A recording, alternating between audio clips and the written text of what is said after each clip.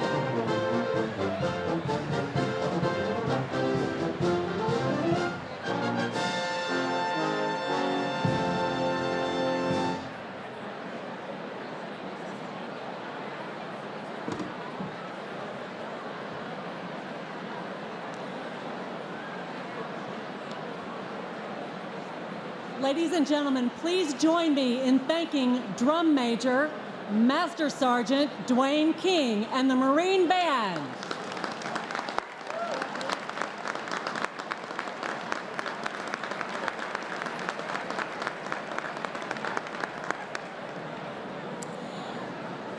We're glad you're here tonight. We invite you to enjoy your dinner, and our program will begin when you're finished eating.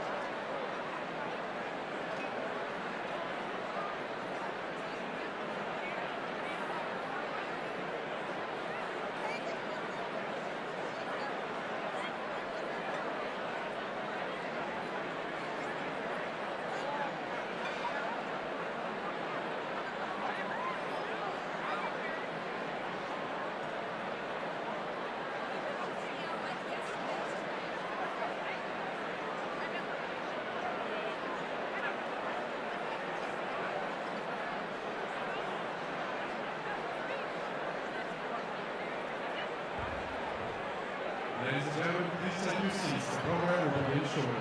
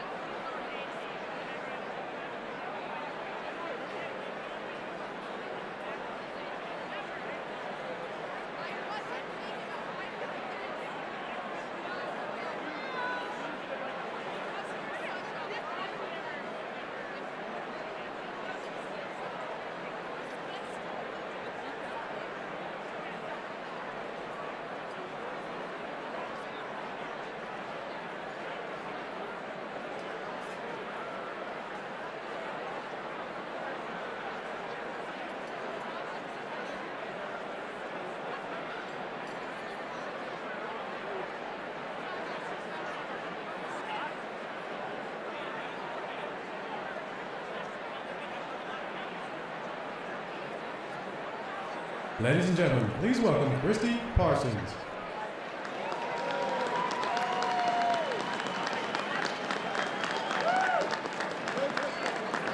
Thank you. Thank you, everyone. Welcome to our dinner. Take your seat if you would. We'd like to get started. I want to welcome all of you to the 89th Annual White House Correspondents Association Dinner.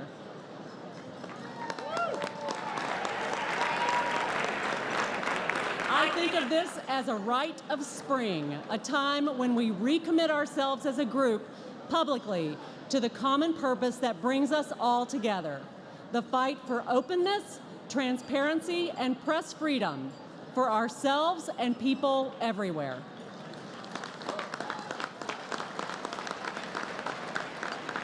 It is my honor to serve as your president.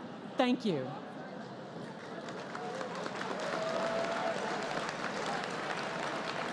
I want to begin by recognizing an important colleague who is with us here tonight, Peter Gresta.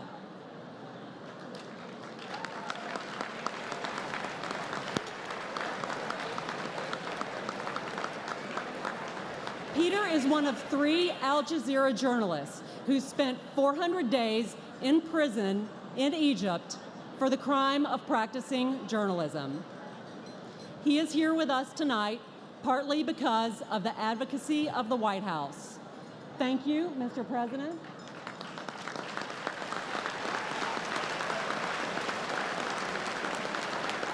Peter, would you stand and be welcomed by this audience?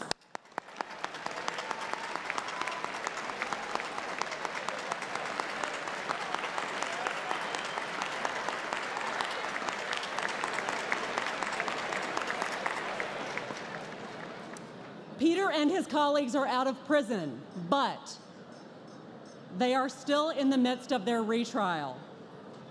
They are not free to practice journalism in Egypt or in the region. Peter was able to sneak a letter out of prison and get it into the hands of journalists in Africa. They immediately mobilized a worldwide campaign, Free the AJ Staff. Journalists everywhere joined in. Peter believes that's partly why he's here tonight. He told me something this week. He said, "It is so important for us to hold together." Let's also take a moment now to remember our colleague, Jason Rezaian. Tonight,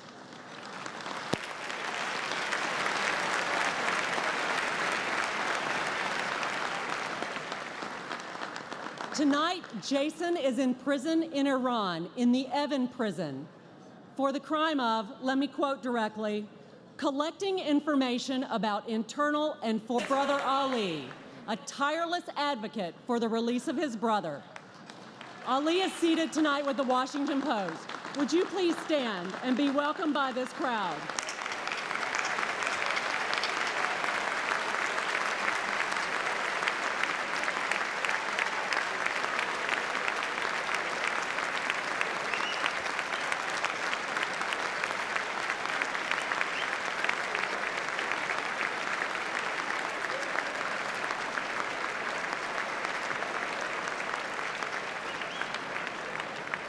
Ali, I hope you feel tonight the support in this room for your family and your brother. We hold together with Jason. You can show your support for Jason by going to change.org and signing a petition that calls for his release. Change.org. Free Jason.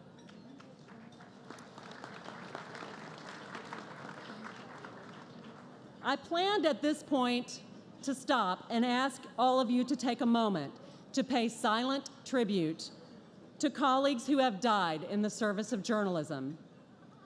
Today's terrible earthquake in Nepal reminds us that so often the news we cover involves the suffering of others. So let us, for a moment, remember our colleagues and also those victims of disasters, natural and human caused, who too often are the subjects of our stories.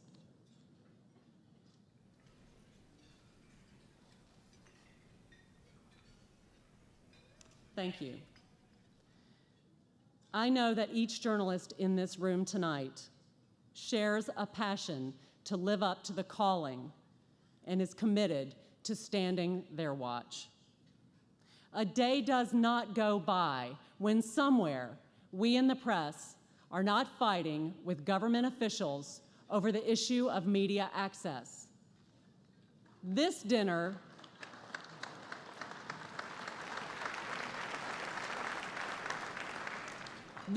is a celebration of our ability to respect each other while we do this, while we fight to defend the First Amendment and protect its essential role in our democracy.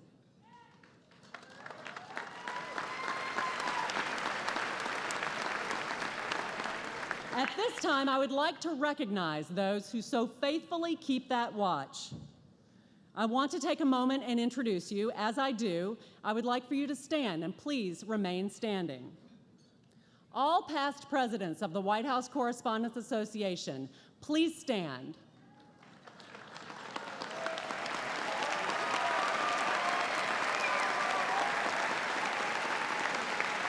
Everyone who has ever been elected to our board, please stand.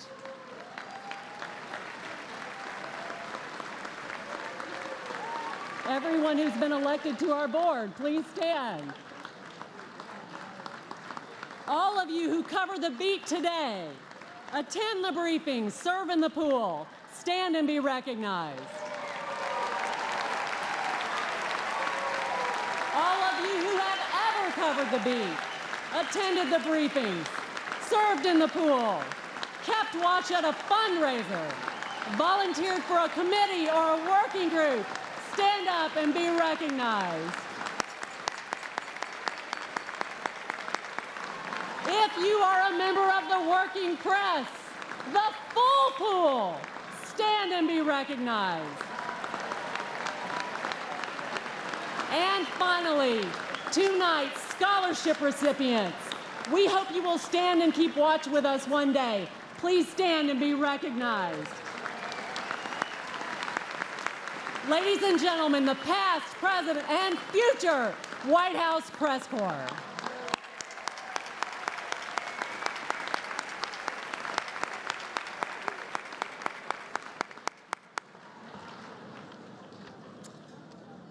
Please turn your attention to the screens for a video tribute to 4 very special colleagues who retired in the past year. They have carried our banner high and inspired their colleagues for decades.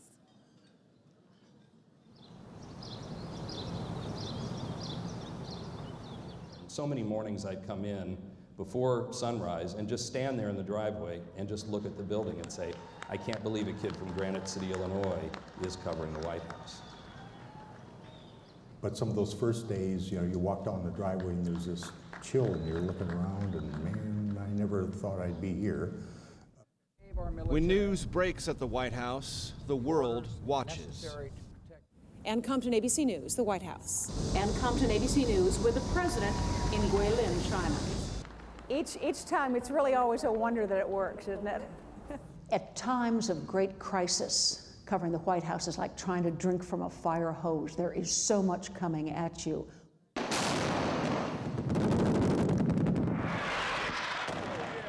I started at the White House on March 17th, and on March 19th we were at war. And I remember just thinking, this is history. I'm not going to see anything like this again. It was Christmas Day, 1991. Left the kids at home opening their packages on Christmas morning. And I stood on the White House lawn all day long going live as Mikhail Gorbachev brought the stars, the hammer and sickle flag down over the Kremlin and declared that the Soviet Union was dissolved. It changed the face of the planet. And to have been there to cover that and be there when the president flew back from Camp David on Christmas night to address the American people, that day was history. Running mate Joe Biden comes out, beaming from ear to ear. Being in Grant Park on the night that Barack Obama was elected President of the United States was a turning point moment for the entire country, and certainly for, again, a kid who never thought he was going to cover the White House, and frankly, always wondered if he would ever see a black person elected President of the United States. President Obama, too, made clear the effort to build a more perfect union continues. Peter talks about Barack Obama's election, but to cover, as a black reporter, to cover the inaugural of a black president, something I never thought would ever happen, was almost more than I could deal with emotionally. Yes, sir. Raj. The birds are chirping, the sun's out, the flowers are blooming. He calls me, after several others, he calls on me for a question, Raj. And I said, thank you, Mr. President, and good morning. And he jerked up and he went, that's what I like, a nice friendly voice in the rose garden. And I started to interrupt and ask my question, and then he says, Mr. Sunshine, they call you. Of course, the press corps roared. And all I could think of was, geez, Mr. President, just let me get my question out.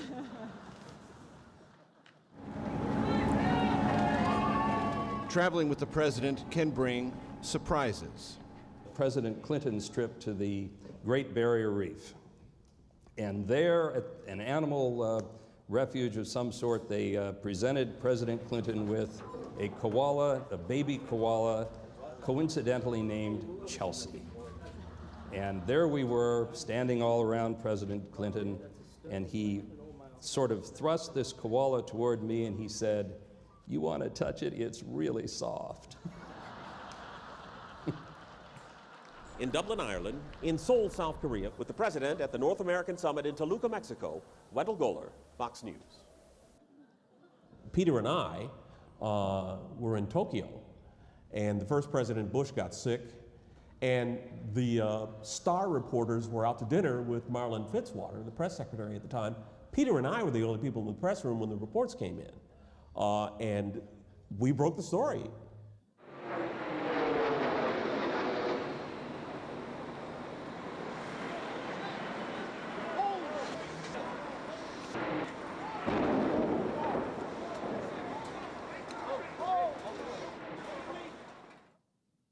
When you cover the White House, you know that there is a doomsday scenario, the kind of nuclear nightmare that the government, the White House, and those of us at the rest have to be prepared for. And when I saw the face of the President of the United States and his chief of staff, we later found out he whispered, "America is under attack." Freedom itself was attacked this morning by a faceless coward. I give credit to the White House and Andy Card, the chief of staff, for saying, no, we'll keep one reporter, one print reporter, one camera on that plane. I think it was a very important moment for the independent media to be there to assure the American people, in fact, the whole world, how this doomsday scenario was unfolding, and that the president was safe and the country had not been brought to its knees. Through it all, these reporters fought, as all White House correspondents do, for access to the commander-in-chief. What strikes me about Access is the White House, is now that there are so many reporters, so many news organizations, the media universe is so fractured, so splintered, that to accommodate all them, I think the White House's tendency is to push our personal contact with the president and our personal eyewitness to what he's doing back farther and farther. The media may be fractured, but the different branches of the media have consolidated. There are fewer newspapers, fewer radio networks. There are fewer outlets contributing to the White House press corps, which has driven the cost of traveling with the president up. There was a time when we had our own press charter. We put Pan Am out of business. Those days are gone. And I think that gives, in a way, I think that actually gives the White House cover for going past this, using social media to essentially bypass the filter. And now the torch has been passed. It's been a time of great reflection since retirement, and a time of great reflection leading up to the decision to retire on our own terms.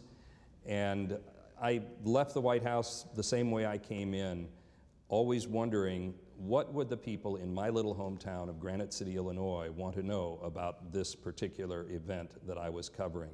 And I think that that's really what every reporter, no matter what beat they're on, have to keep in mind, that you have to make these things relevant, you have to put them in context, you've got to make it understandable and meaningful. Wendell Goler, Ann Compton, Roger Runnigan, Peter Mayer, thank you for making it understandable and meaningful.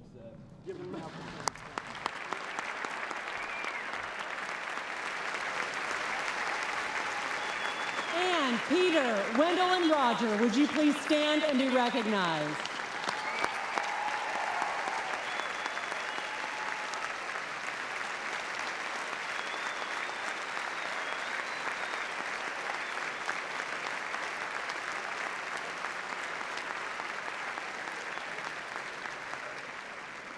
Thank you, Major Rob Lachey and CBS News, for putting that video together. Now it's time to honor this year's White House Correspondents Scholars. I would like to invite the First Lady, Michelle Obama, to the podium.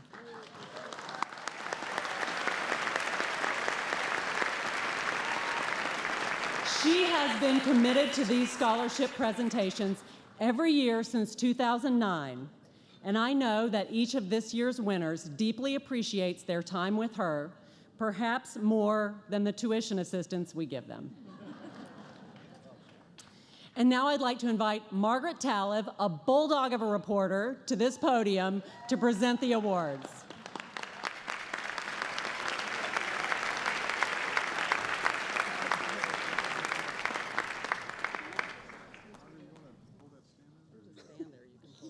Thanks, Mr. President.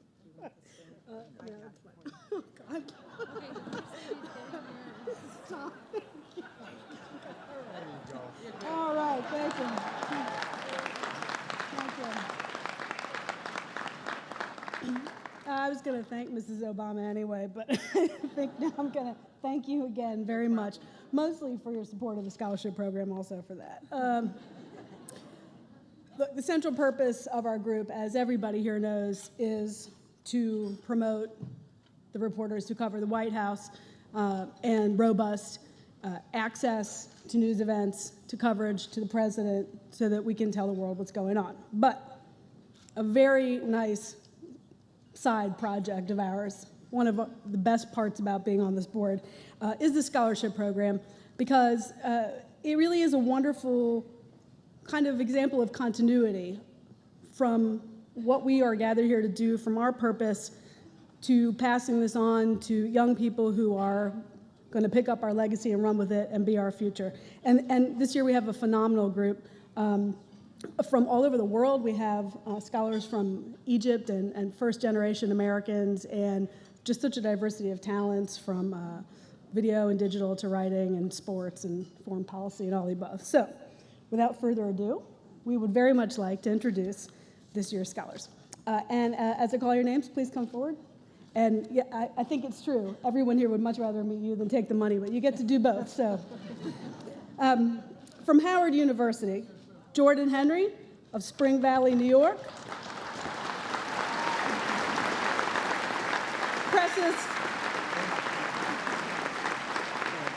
Precious Osagi Aresi of East Orange, New Jersey.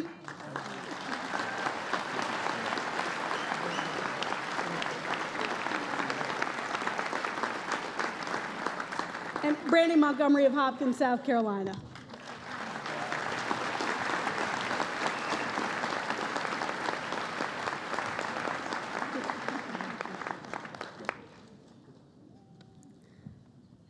Our recipients of the Deborah Arndt Scholarship from Medill University, Medill School of Journalism at Northwestern University are Grace Ellier of Chino, California.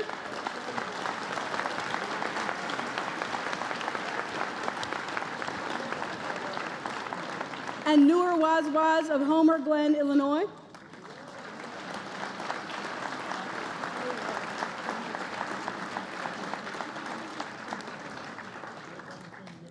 From Columbia University, Sarah Farag El-Kamel of Cairo, Egypt.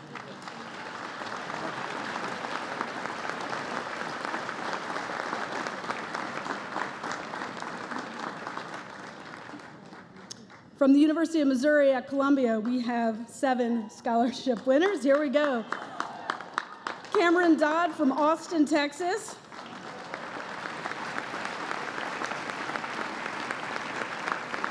Abby Johnston from Huntsville, Texas. John O'Connor from Warrensburg, Missouri. Travis Hartman from Brooklyn, New York.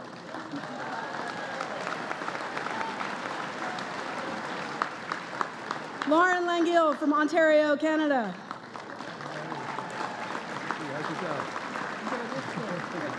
Elizabeth Sheltons from Bellbrook, Ohio.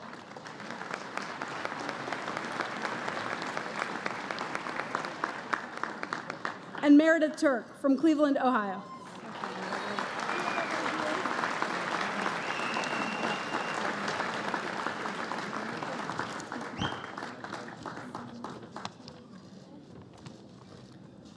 From Northwestern University, Ezra Kaplan of Chicago.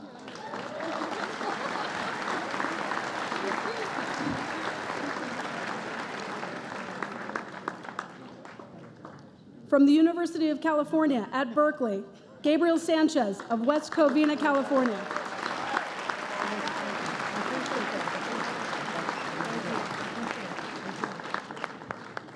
From the University of Maryland's Philip Merrill College of Journalism in College Park, Naomi Harris of Upper Marlboro, Maryland.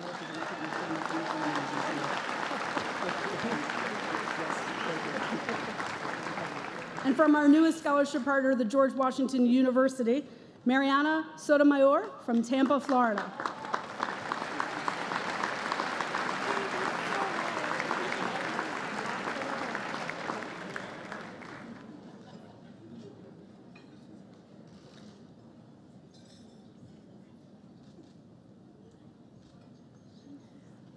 With that, let's give our scholarship recipients, again, a big round of applause. And thanks again to Mrs. Obama for your support of our scholarship program.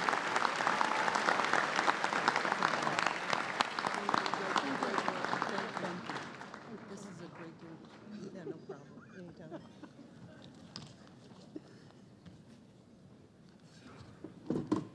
Thank you, Margaret, and thank you again to the First Lady for your support.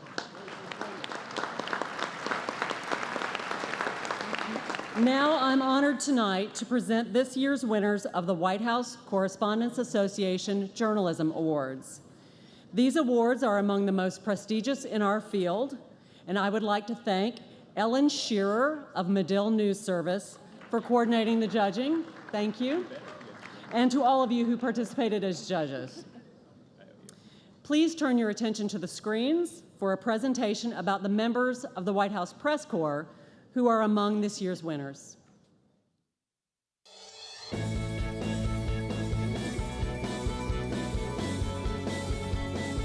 The Aldo Beckman Award is for in-depth reporting on the White House. Peter Baker's entry was really outstanding in that regard. He has this unique ability to inject history and sweep and context into breaking news stories even as they're unfolding. His reporting about Iraq was amazing. He called it the graveyard of American ambitions. He had the benefit of having covered George W. Bush's presidency, and so when he wrote about Iraq, he could talk about not only what has happened in the Obama administration, but he could also look back. The singular ingredient that separates him is that sense of depth and perspective that's really unusual. It's seeing the White House, it's seeing the president in a wider aperture. He was able to provide readers with insights into why things were happening that made him a clear winner in the Aldo Beckman Award.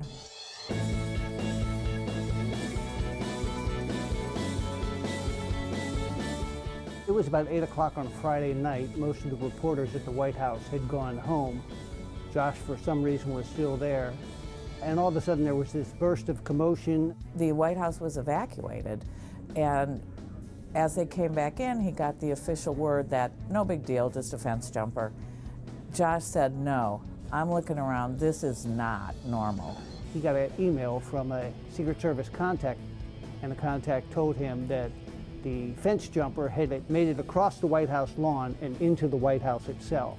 That instinct, and then quickly working his sources to find the senior White House official who could confirm what really happened, set his reporting apart.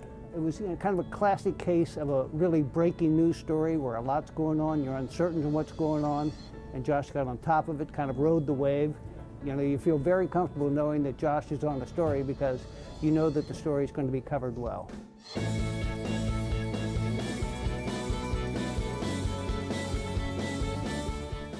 Let's go to ABC's Jim Avila, who is breaking the story from Miami. Good morning, Jim. Good morning, George. This is indeed an historic day between the strained relationship between the United States and Cuba. There's no better feeling than when you turn on the TV at 8:45 and there Jim is breaking this story that everybody in the world wanted to break. Jim not only broke the news that Alan Gross was being released, he followed the story throughout the day while traveling to Havana. It was amazing reporting. Jim Avila, who broke this story this morning from Cuba tonight. On the streets of Havana tonight, a rare sense of optimism. I've been coming here for more than 20 years, and for the first time there seems to be hope that a country so close in distance will soon become a country close in fact. Because of his decision to move to where the news was, he had video that nobody else had. A picture is worth 1,000 words, and Jim had the pictures that nobody else had. This was the result of years of work, of trips to Cuba, of meeting and cultivating sources. And so there's no surprise at all that Jim would win this award.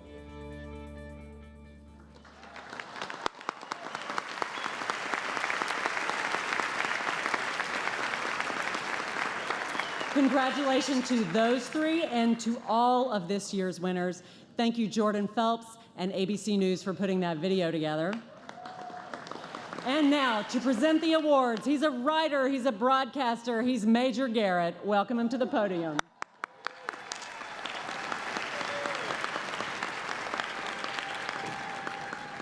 I have the answer to the burning question that all of you are asking yourselves.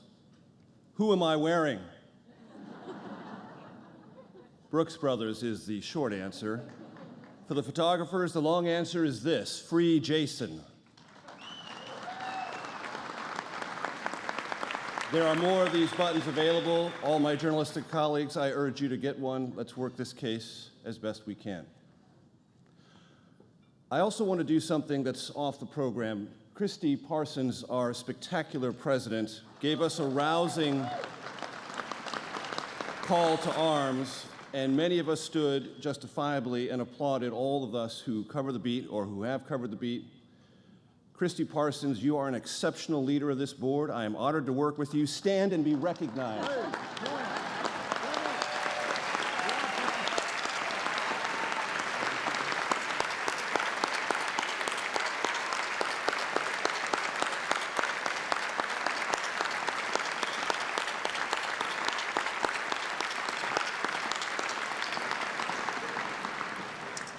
You saw the video. We'll get to the award winners in a moment. There's another award that we hand out called the Edgar A. Poe Award. It honors excellence in news coverage of significant national or regional nature.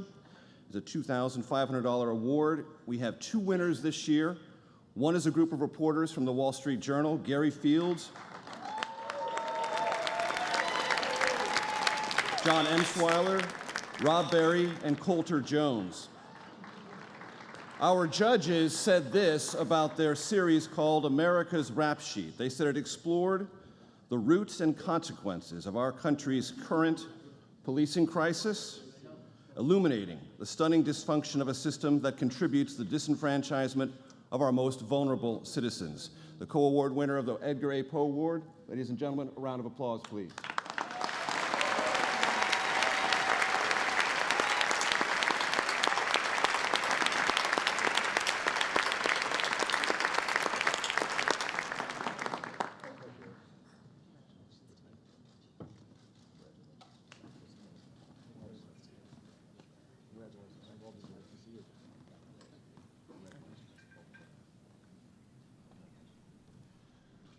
So when there's a co-award winner, you're waiting for the next award winner. That would be Carol Leoning of the Washington Post.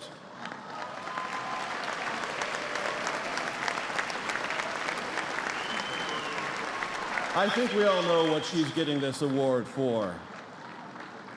Breaking news coverage and episodic coverage of problems within the Secret Service that our judges found to be compelling and illuminating for many reasons. Carol Leoning, congratulations.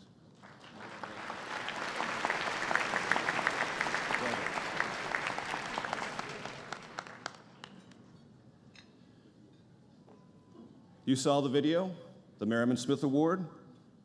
Been around since 1970. It honors excellence in reporting about the White House under breaking news pressure. Josh Letterman of the Associated Press.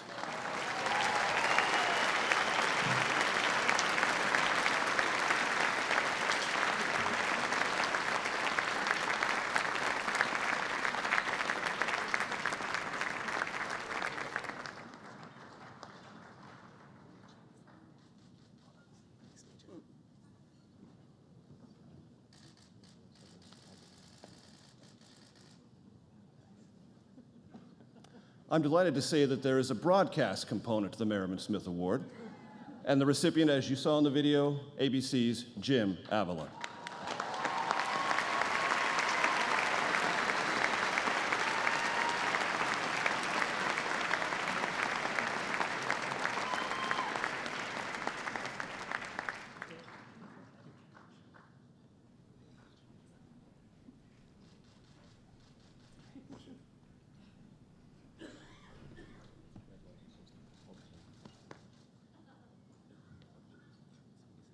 All right, before we hand out this last award, I really want to hear a cheer from the New York Times table. I mean, come on, I really want to hear it now. Peter Baker of the New York Times, ladies and gentlemen.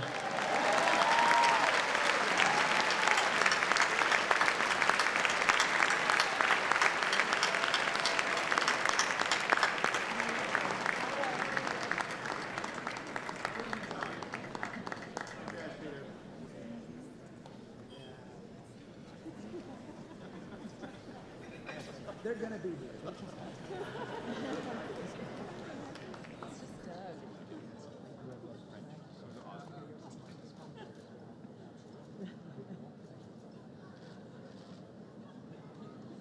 One last round of applause for these outstanding journalists.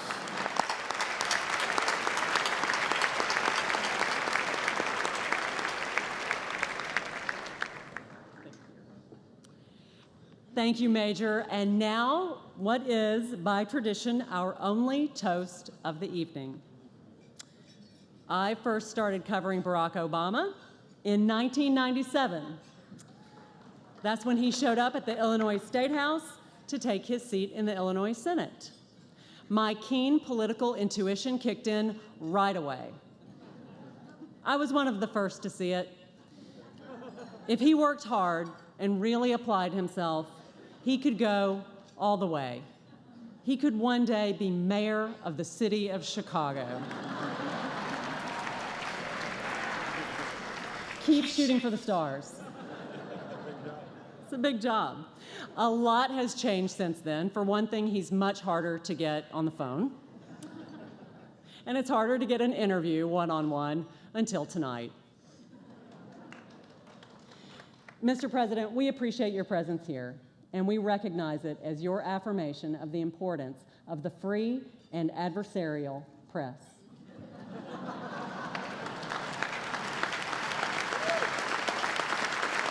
Ladies and gentlemen, please join me. Raise a glass in a toast to the President of the United States of America.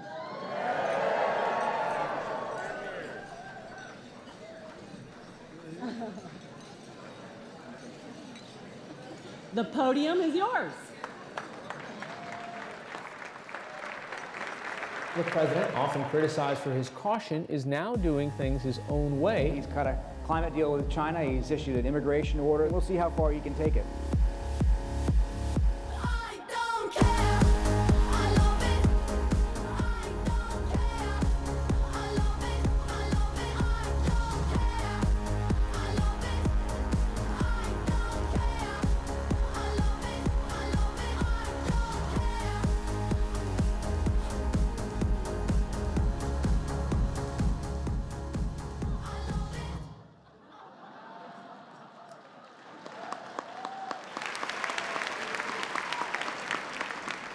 Good evening, everybody.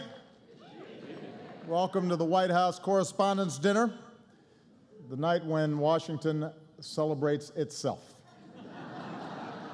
Somebody's got to do it. And welcome to the fourth quarter of my presidency. It's true, that was Michelle cheering. Fact is, I feel more loose and relaxed than ever. Those Joe Biden shoulder massages, they're like magic. You should try one. Oh, you have?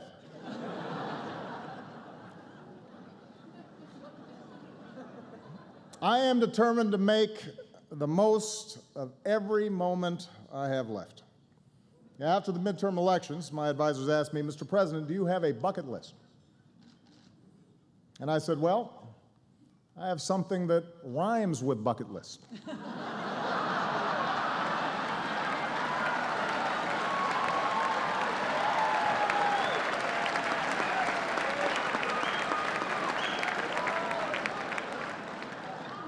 Take executive action on immigration? Bucket.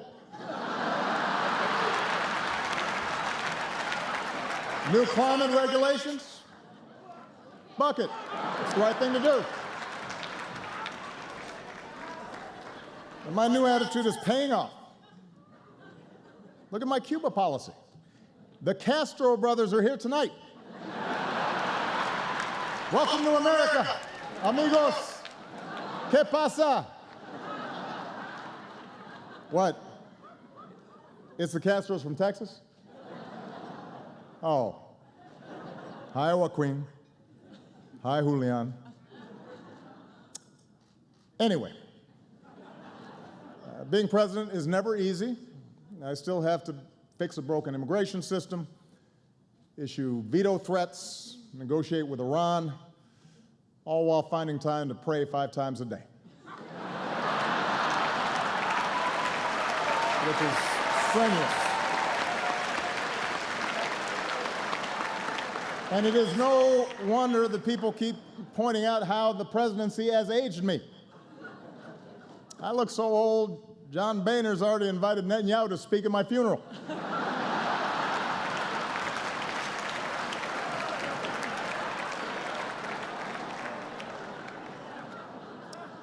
Meanwhile, Michelle hasn't aged a day.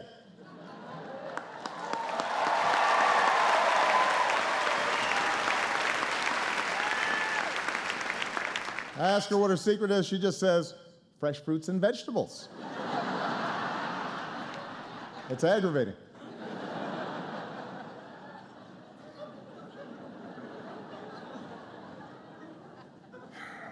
Fact is, though, at this point, my legacy is finally beginning to take shape. The economy is getting better. 9 in 10 Americans now have health coverage. Today, thanks to Obamacare, you no longer have to worry about losing your insurance if you lose your job. You're welcome, Senate Democrats.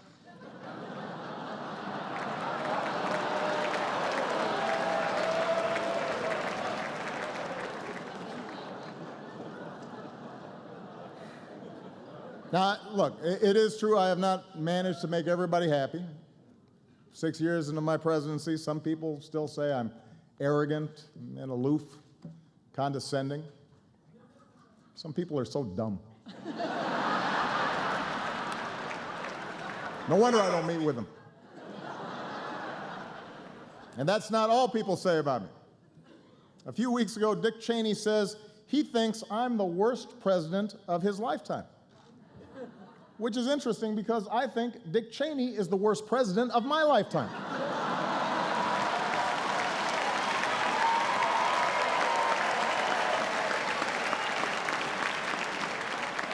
Quite a coincidence.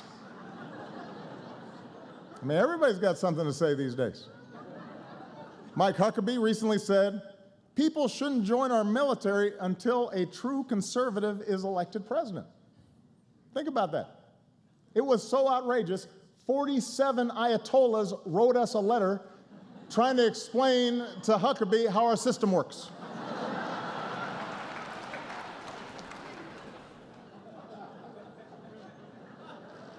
It gets worse. Just this week, Michelle Bachmann actually predicted that I would bring about the biblical end of days. Now that's a legacy. That's big. I mean, Lincoln, Washington, they didn't do that.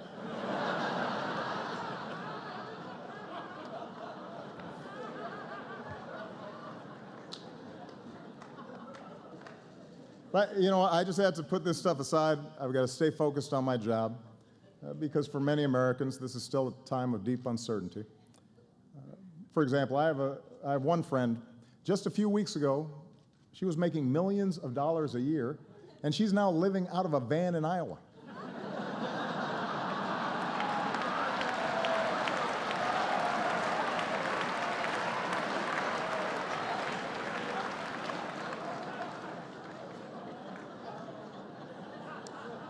Meanwhile, back here in our nation's capital, we're always dealing with new challenges. I'm happy to report that the Secret Service, thanks to some excellent reporting by White House correspondents, they're really focusing on some of the issues that have come up, and they finally figured out a foolproof way to keep people off my lawn. There it is.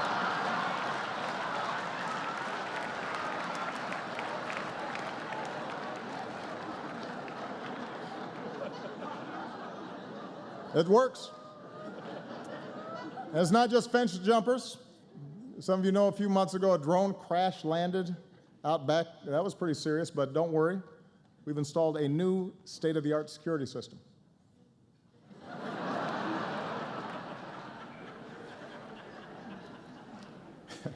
You know what? Let me set the record straight. You know, I tease Joe sometimes, but he has been at my side for 7 years. I love that man. He's not just a great vice president, he is a great friend. We've gotten so close in some places in Indiana, they won't serve us pizza anymore.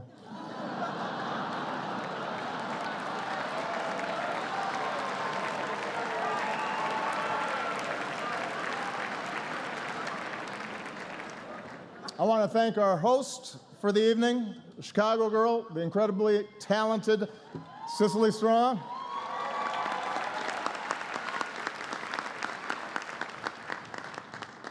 On Saturday Night Live, Cecily impersonates CNN anchor Brooke Baldwin, which is surprising because usually the only people impersonating journalists on CNN are journalists on CNN.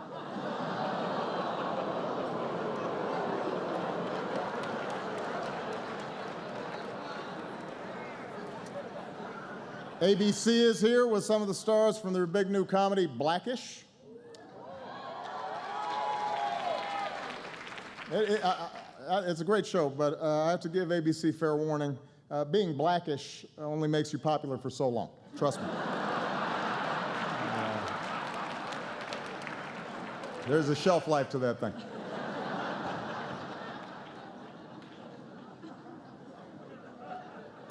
As always, the reporters here had a lot to cover over the last year. Here on the East Coast, one big story was the brutal winter. The polar vortex caused so many record lows, they renamed it MSNBC.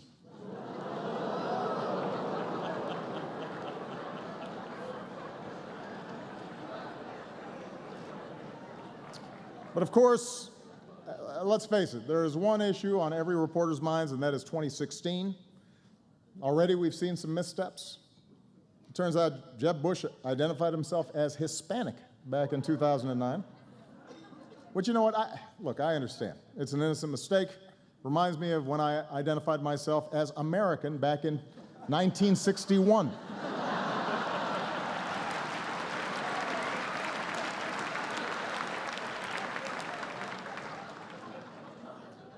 Ted Cruz said that denying the existence of climate change made him like Galileo. Now, that's not really an apt comparison. Galileo believed the Earth revolves around the sun. Ted Cruz believes the Earth revolves around Ted Cruz. And just as an aside, I want to point out, when a guy who has his face on a hope poster calls you self-centered, you know you've got a problem. The narcissism index is creeping up a little too high. Meanwhile, Rick Santorum announced that he would not attend the same-sex wedding of a friend or a loved one, to which gays and lesbians across the country responded, "That's not going to be a problem." Don't sweat that one.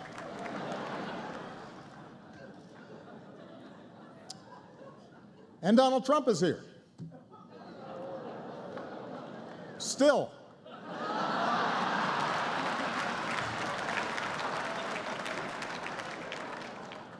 Anyway, it's amazing how time flies. Soon the first presidential contest will take place, and I, for one, cannot wait to see who the Koch brothers pick. It's exciting.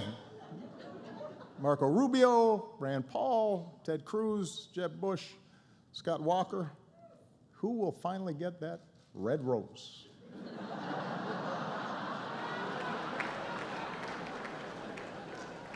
The winner gets a $1 billion war chest. The runner-up gets to be the Bachelor on the next season of The Bachelor. I mean, seriously, $1 billion from just two guys.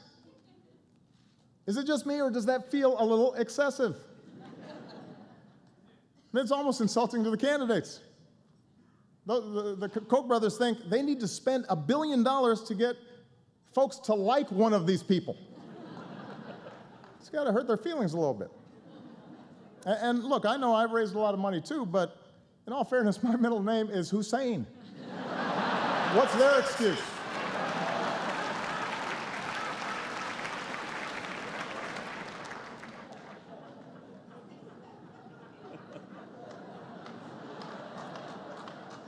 The trail hasn't been easy for my fellow Democrats either. As we all know, Hillary's private emails got her in trouble. Frankly, I thought it was going to be her private Instagram account that was going to cause her bigger problems.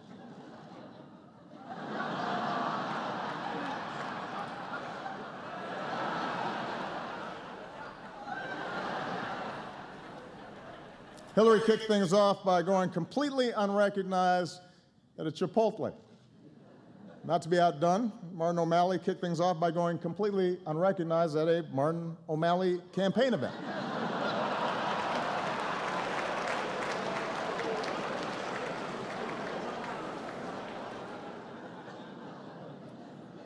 And Bernie Sanders might run. I like Bernie. Bernie's an interesting guy. Apparently, some folks really want to see a pot-smoking socialist in the White House. We could get a third Obama term after all. Could happen.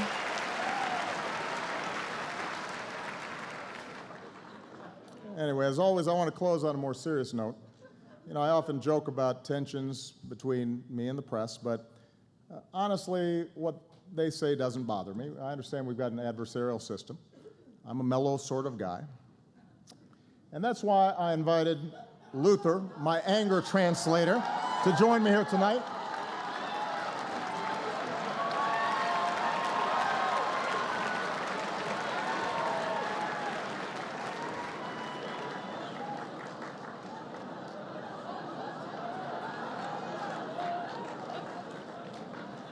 Hold on to your lily white butts. In our fast-changing world, traditions like the White House Correspondents' Dinner are important. I mean, really? What is this dinner? And why am I required to come to it? Jeb Bush, do you really want to do this?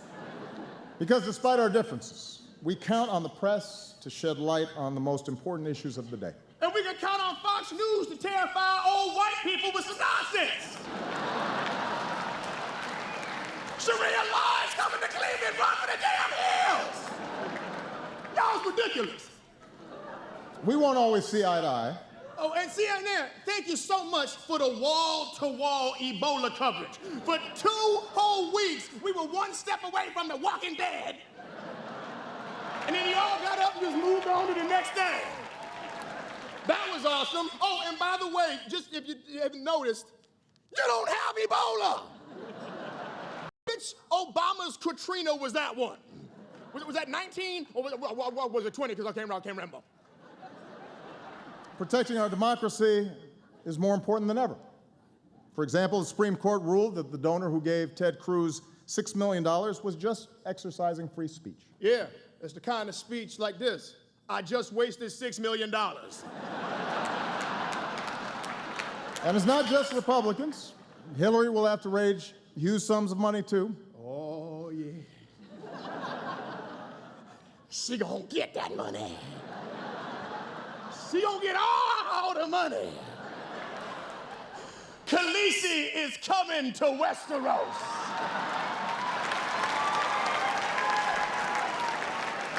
Watch out! Woo!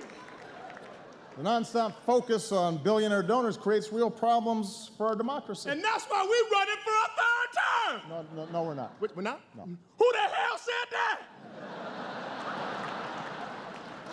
But we do need to stay focused on some big challenges, like climate change. Hey, listen, y'all, if you haven't noticed, California is bone dry.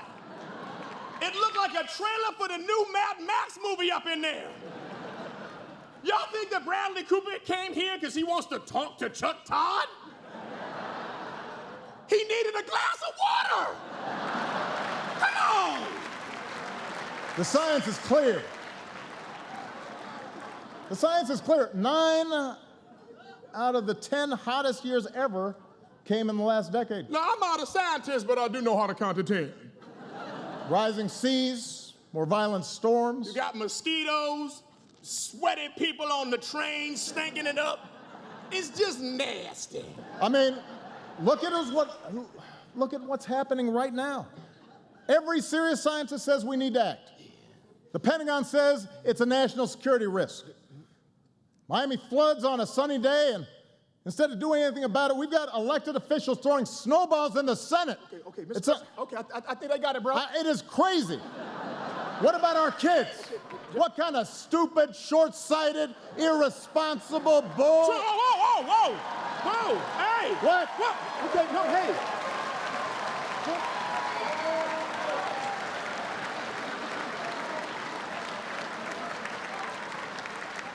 What?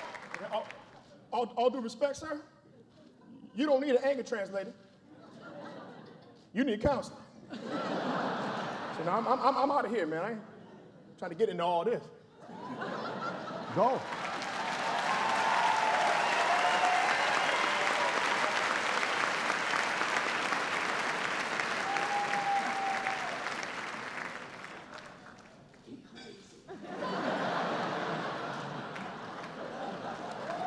Luther, my anger translator, ladies and gentlemen.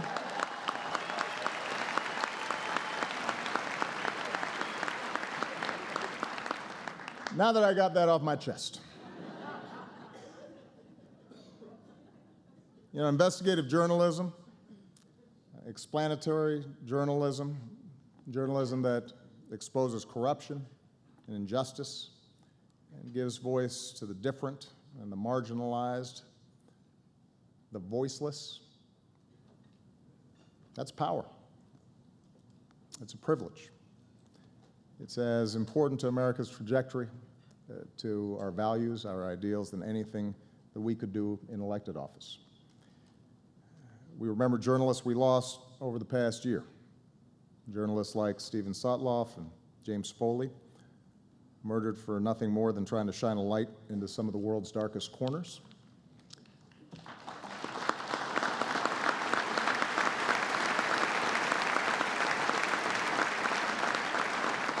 We remember the journalists unjustly imprisoned around the world, including our own Jason Rezaian. For 9 months, Jason has been imprisoned in Tehran for nothing more than writing about the hopes and the fears of the Iranian people, carrying their stories to the readers of the Washington Post in an effort to bridge our common humanity. As was already mentioned, Jason's brother Ali is here tonight, and I have told him personally we will not rest until we bring him home to his family, safe and sound.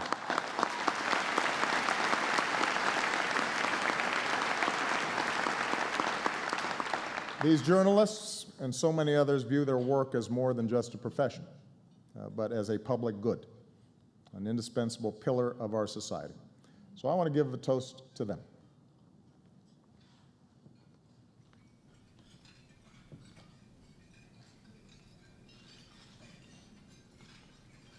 I raise a glass to them and to all of you with the words of the American foreign correspondent Dorothy Thompson. It is not the fact of liberty, but the way in which liberty is exercised that ultimately determines whether liberty itself survives. Thank you for your devotion to exercising our liberty and to telling our American story. God bless you. God bless the United States of America.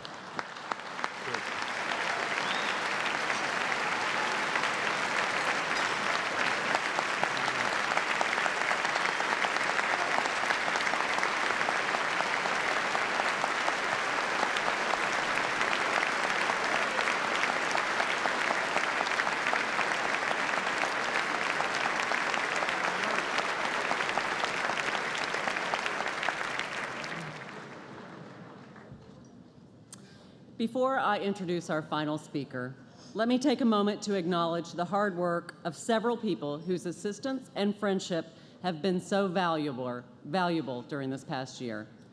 I want to thank the people sitting at the head table, the 8 members of the WHCA board. They fight hard every day at the White House to do their jobs with excellence and to help you do yours.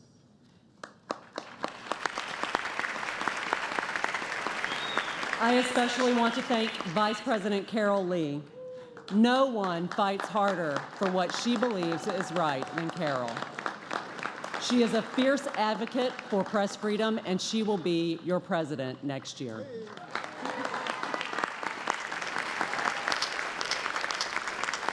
I want to acknowledge our incredible Executive Director, Julia Whiston. Julia, thank you for keeping this association's heart in the right place for so many years.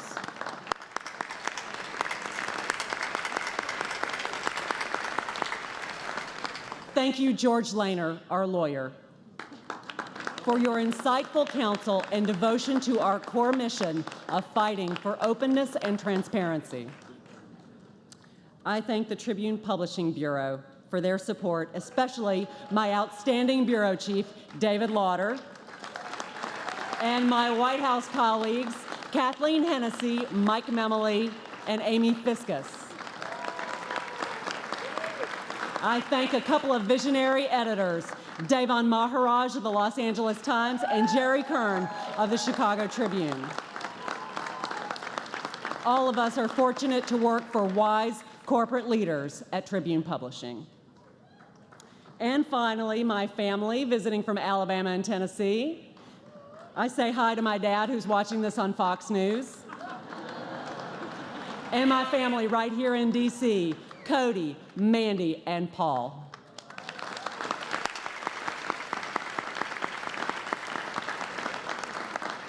Now let me introduce our next speaker, Cecily Strong. Not yet. Like the President and the First Lady, Cecily is from Chicago. She came up through Second City Comedy and is now one of the most recognized members of the SNL cast. Cecily is no stranger to political journalism. Her father, Bill Strong, was an AP bureau chief in the Illinois State House and a serious newsman. I am sure that tonight he is also a proud father. Bill, welcome.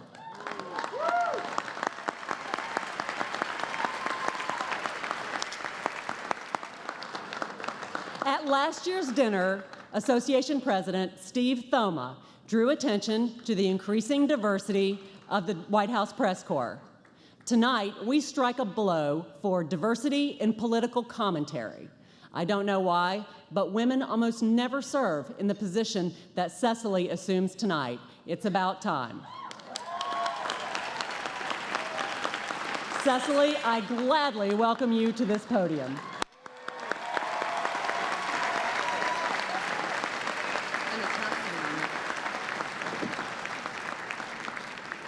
Okay. Feels right to have a woman follow President Obama, doesn't it? Good evening. I'm Cecily Strong. You may know me from Saturday Night Live or as the ethnically ambiguous girl from every college brochure. I'm sort of a mashup of all the people in Hillary Clinton's announcement video. I'm also the first straight woman to host this in 20 years, so we finally made it, straight people. Where my heterosexuals at, huh? No, you're lying. I know it. Now, I do need to say something here. Just because I'm a woman doesn't mean I'm gonna go easy on you people. I'm gonna go easy on you people because my brain is smaller.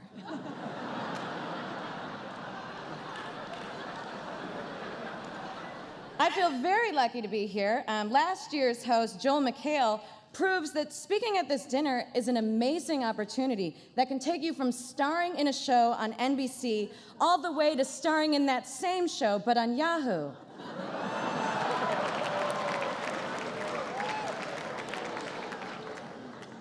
I took Amtrak here. It was way more luxurious than I thought. Did you know that they have massage seats available on those trains? All you need to do is sit in front of Joe Biden. It's like, those hands don't get tired, somehow. I hope everyone enjoyed dinner. We tried to get Memories Pizza to cater this event, but they heard a rumor Barney Frank might be here, so thanks a lot, Barney. We could have had that world-famous Indiana pizza. I can make that joke about Indiana because I'm from Illinois. The White House Correspondents' Dinner is a chance for all of you to unwind, relax, and laugh as soon as you notice someone slightly more powerful than you is laughing. Feels so weird to be up here. And okay, I promise, since I'm only a comedian, I'm not gonna try to tell you politicians how to do politics or whatever. That's not my job. That'd be like you guys telling me what to do with my body. I mean, can you even imagine? Crazy. No.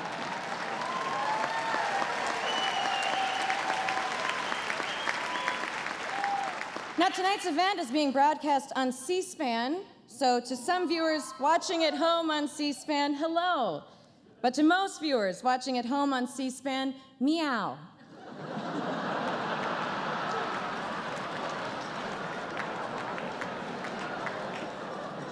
Now, if you don't know how to find C-SPAN, you just press the guide button on your remote and then hit page up until your thumb cramps up. Hey, C-SPAN, I just want to do a camera check real quick. Okay, camera 1, And that's it. That's all the cameras. So. It is great to be here at the Washington Hilton. Is something a prostitute might say to a congressman.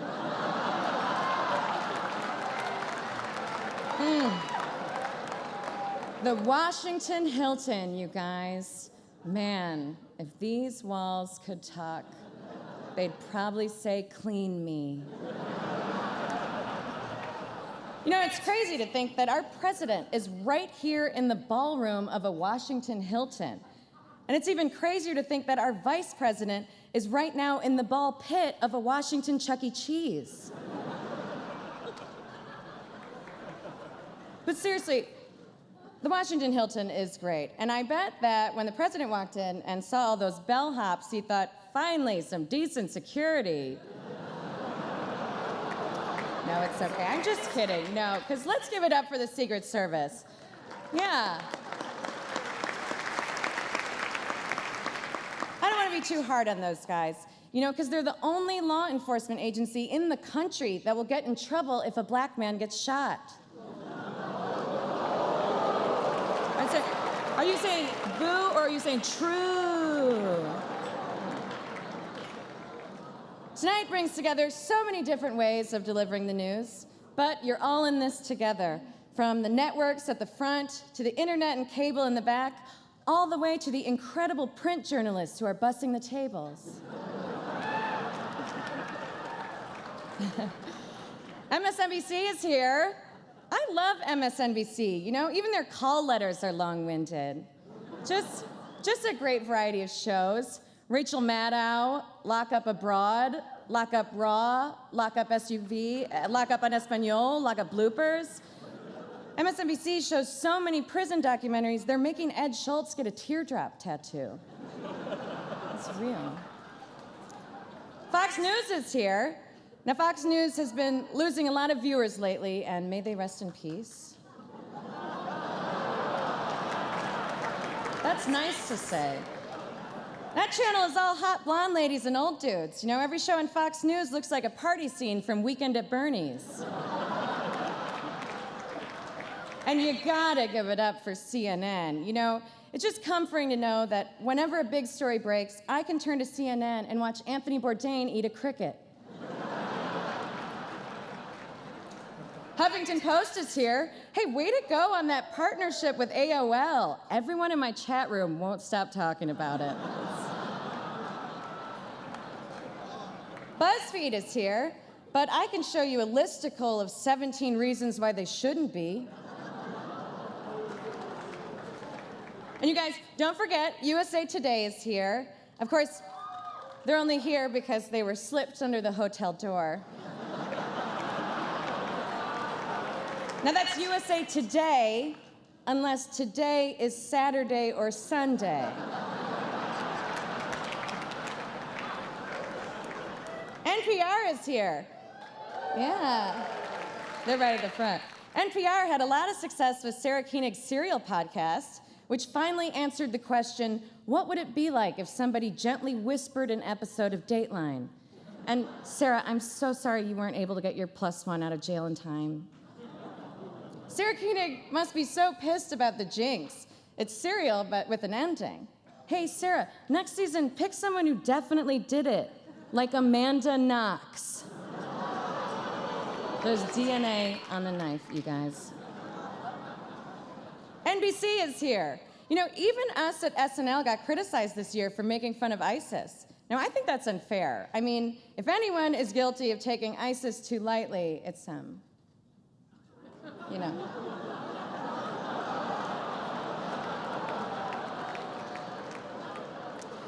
Oh, and what can I say about Brian Williams? Nothing, because I work for NBC.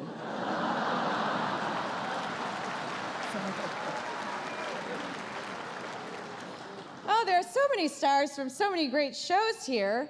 We are really in a golden age of television, you know, but I have to say, I still see so many negative portrayals of black and gay people out there. I mean, it's 2015, and we still have TV characters like Don Lemon.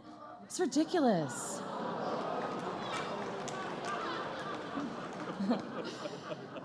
The cast of ABC's Blackish is here, which I think is very inappropriate after the way they treated those whales at SeaWorld.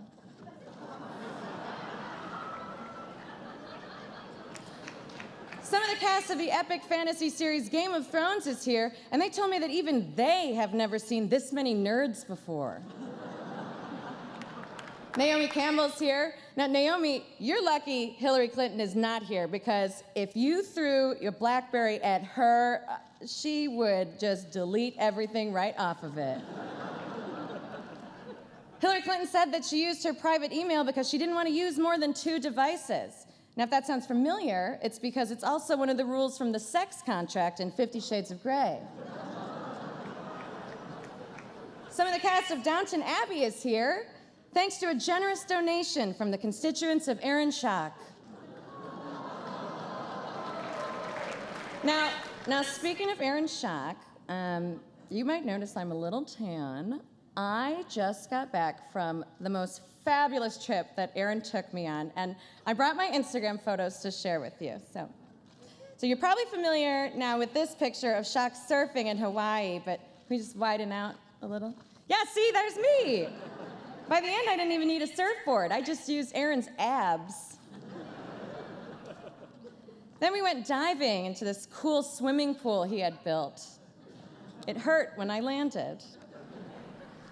Oh, and here's me and Aaron skydiving. Aaron said he made his own parachute out of some gifts his constituents gave him. Isn't that so sweet? Oh, and here we are at the Eiffel Tower in Paris. Paris is so beautiful. Mr. President, you should really think about going there sometime. I hear the weather's nice in January. Now here we are on our trip to California. We must have done this for hours and hours. Just so much wasted water. Fun. Here we are at Aaron Schock's own Dinosaur Island. And here we are after hunting the dinosaurs. But, wait, who is it? Is it Brian Williams? You weren't there. What are you doing, you rascal? Come on. Oh, man. Aaron and I, we just had so much fun. And no, I know what you're thinking, but it was not romantic. It was strictly a friendship trip. He reminded me every day. That's for those couple of you. But just because Aaron Schock resigned doesn't mean that there are not any smoking hot congressmen left. I mean, looking out tonight, I see so many 10s. Well, Washington 10s, so New York 4s. Indiana 30s. Senate Minority Leader Harry Reid is retiring after serving more than 30 years in Congress. Now, a lot of people don't know this. Harry Reid was a boxer before he spent 5 terms as a punching bag. Now, one of my favorite things that happened in Congress this year was when Senator Jim Inhofe brought in a snowball to prove that climate change isn't real. I mean, that blew my mind. I didn't even need to see the other science projects. First prize, Jim. Dang, you brought science to life, man. So cool. Senator Tom Cotton got 47 other senators to sign an open letter he wrote to Iran. And I guess the most surprising thing is that a guy named Tom Cotton is a US senator and not a rabbit from an old racist Disney cartoon. Oh, please, Brer Bear, don't throw old Tom Cotton in the briar patch. That's a good accent. Now, in Tom Cotton's defense, he was just trying to repair America's strained relationship with Israel. But you know what? He doesn't need to worry about that. Our relationship will be better in the next administration, just as soon as Israel makes a generous donation to the Clinton Foundation. True or true? Now, it's been a great year for women, as always. This year, a representative from Hobby Lobby said they didn't want to pay for employees' health care if it covered things like contraceptives, which is weird, because all I asked him was, what aisle is the yarn in? Actually, though, I do love Hobby Lobby. I went there this morning, and I just bought the cutest little wicker basket to hold all my morning after pills. Idaho Representative Vito Barbieri recently asked if gynecological exams could be conducted by a woman swallowing a camera, but they can't. And now Vito and his wife have ruined a perfectly good GoPro. President Obama came out in support for putting women on money as opposed to the DEA agents who prefer to put money on women. So much to talk about this year, but of course, the big story, the Republicans finally succeeded and Obama is being forced out of office in 18 months. You did it. And there are so many great people who've already announced they're running for president. It's like, who should I even vote for, Hillary? There's Marco Rubio. It's like, who's better than Marco Rubio, Hillary? And there's Rand Paul. I mean, who's more knowledgeable about foreign policy than Rand Paul, Hillary? And of course, there's Hillary. I mean, who's better on the economy than Hillary? Bill?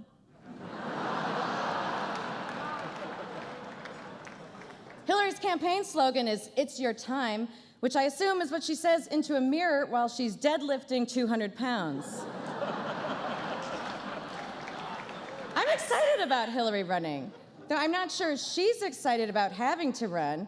I think she feels the same way Meryl Streep feels when she's asked to audition for something. Are you kidding me? You making me go through this? I mean, you know I'm gonna win. Ugh. All right, guys, now, this next part is a repeat after me, so I need your help here. I want all the media to put their hands up and swear something this election season, okay? I solemnly swear not to talk about Hillary's appearance, because that is not journalism.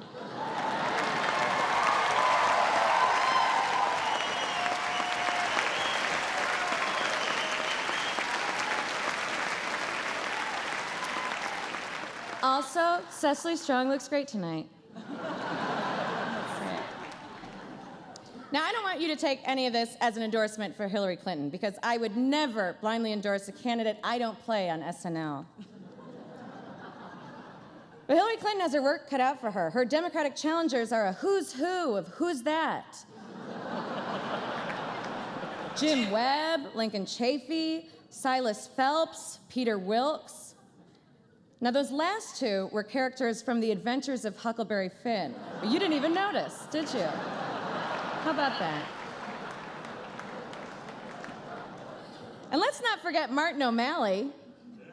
Oh, I don't have anything to add. That's just his actual campaign slogan. Let's not forget Martin O'Malley.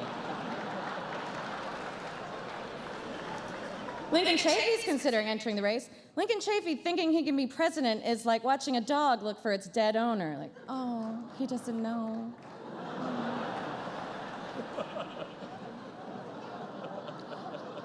A lot of people want Elizabeth Warren to run for president, but many think she's too idealistic and her proposed policies are too liberal. But look at President Obama. I mean, people thought the same thing about him. He didn't end up doing any of that stuff.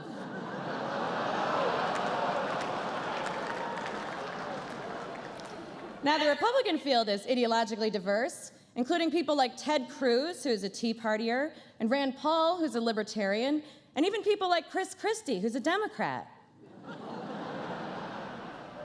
Jeb Bush is probably in the race, the presidential race, not the Hispanic race. That was just an accident. By the way, Jeb is actually an acronym for John Ellis Bush. I guess he thought that sounded too elitist, so he way overcompensated. It's kind of like if Benedict Cumberbatch decided to go by Skeeter.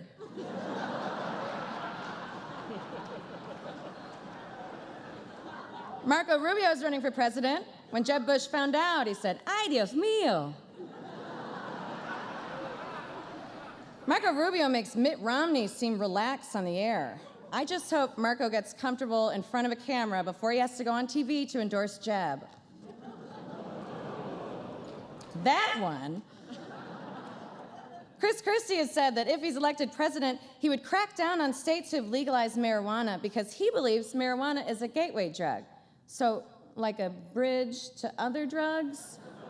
And he wants to shut down that bridge? Oh, no, I'm just checking. A new poll shows that Chris Christie's approval ratings in New Jersey are at an all-time low. In fact, the only thing New Jerseyans approve of less is, quote, that Dominican guy would stay in your sister. Ted Cruz. It's like the right wing thought, what's the exact opposite of a black president?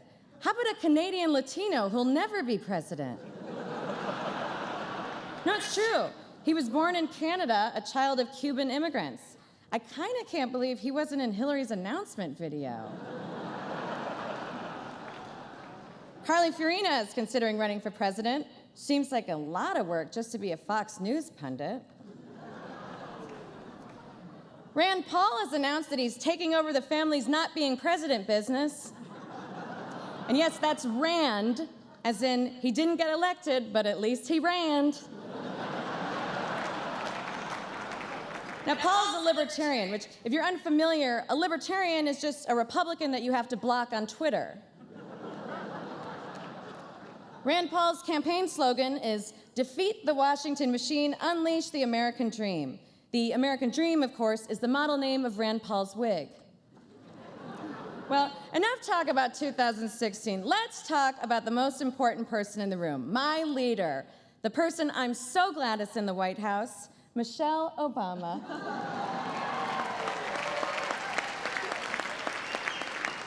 Now, Michelle, you take care of that garden while you can, because in 18 months, you know Bill's turning that thing into an above-ground pool.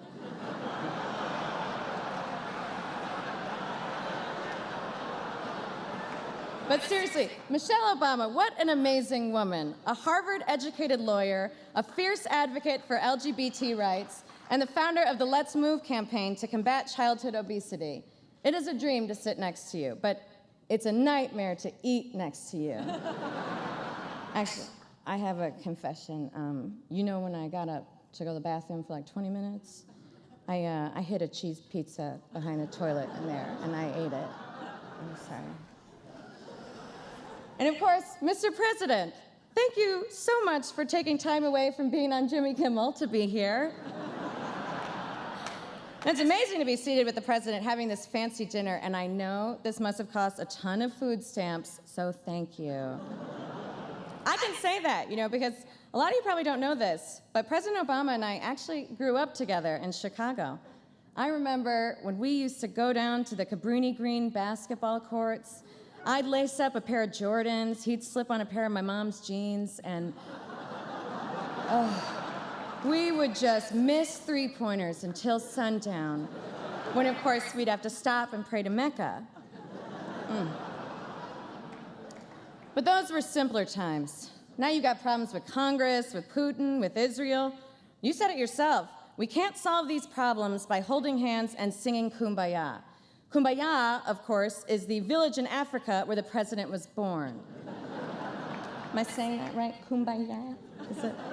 Thank you. After 6 years in office, your approval rating is at 48%. Not only that, your gray hair is at 85%. Your hair is so white now, it can talk back to the police.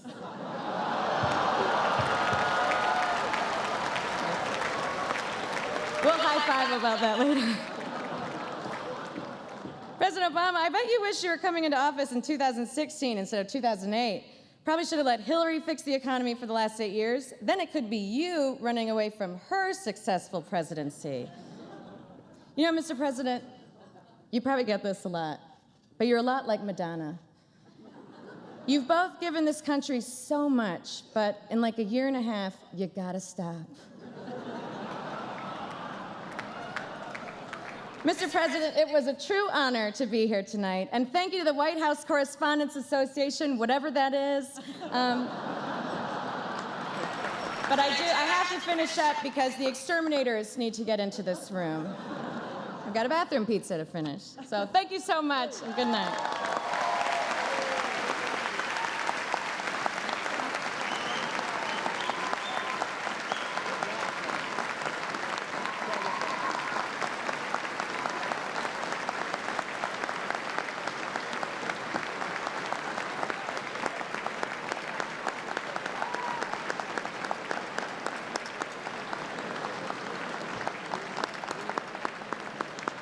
Cecily Strong, thank you.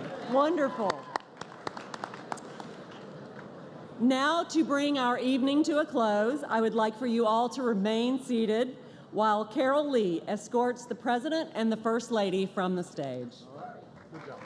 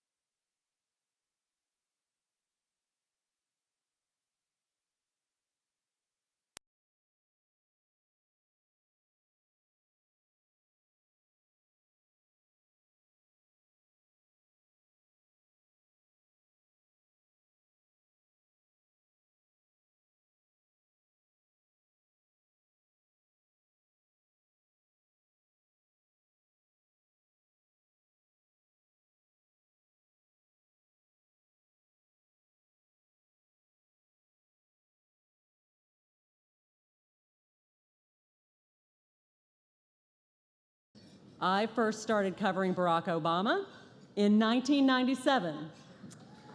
That's when he showed up at the Illinois State House to take his seat in the Illinois Senate.